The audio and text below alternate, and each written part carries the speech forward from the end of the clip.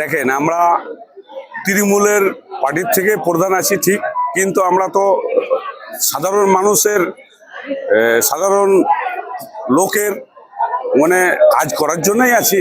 আমরা যে চারটাতে আছি কাজ করার জন্য।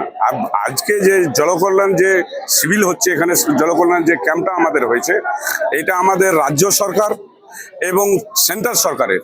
আমাদের তো এখন আরো ভালো লাগছে আমাকে, যে যেহেতু আমরা শুধু রাজ্য সরকার হয়ে কাজ করতাম, কি রাজ্য সরকার হয়েই কিছু বেনিফিট পাচ্ত আমাদের সাধারণ মানুষ।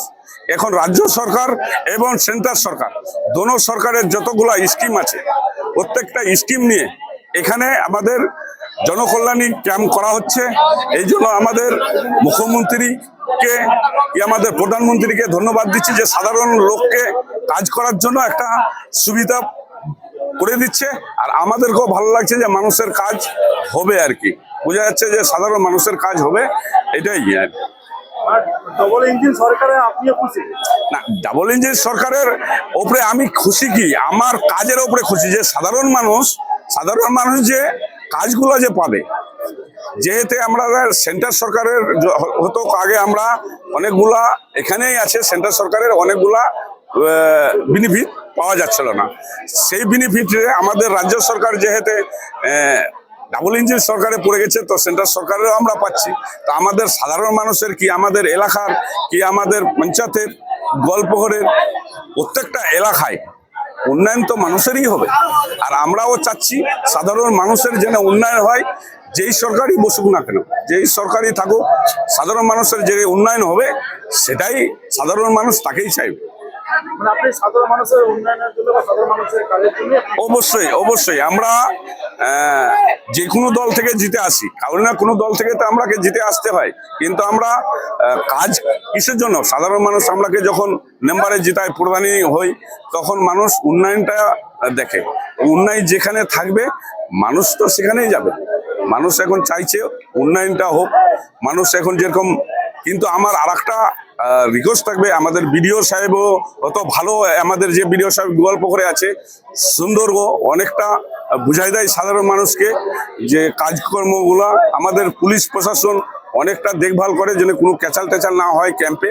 তো আমাদের 3 দিনকার যে আমাদের এই যে জনকল্যাণ শিবিরটা আছে, আমি এটাই বার্তা দিব আপনাদের মিডিয়ার মাধ্যমে, যে আমাদের সরকারও যেন জানতে পারে। মনে হয় 3 দিনে আমাদের সাধারণ মানুষের কাজ কমপ্লিট হবে না, কিছু যদি আরো বাড়িয়ে দেওয়া যায় এই ক্যাম্পটা, তো সাধারণ মানুষের জন্য ভালো। না, এটা তো আমি বলবো আমাদের সর্বপ্রথম যে আমরা সবসময় এক চিন্তাধারায় চলি, সবকি সাথ সবকি বিকাশ, সবকি ধর্ম সবকি এক।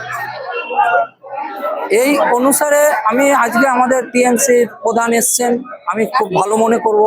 এই কাজের সঙ্গে আমাদের সহযোগিতা করছেন, জনগণের সঙ্গে কথা বলছেন, এবং রাজনৈতিক ক্ষেত্রে রাজনৈতিক করা যায়, কিন্তু জনকল্যাণ ক্ষেত্রে কোনো পার্টিকে না দেখে যদি সবাই মিলে একসাথে কাজ করতে পারি একসাথায়, তাহলে জনগণের উপকার হয়।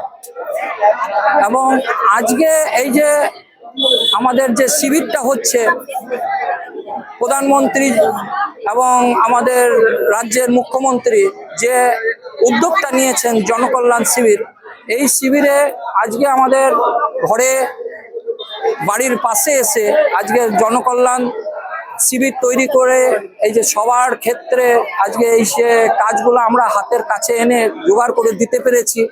আমি বিজেপির সদস্য বা সৈনিক হিসাবে আমি একজন ধন্যবাদ জানাই আমাদের মুখ্যমন্ত্রী এবং প্রধানমন্ত্রীকে।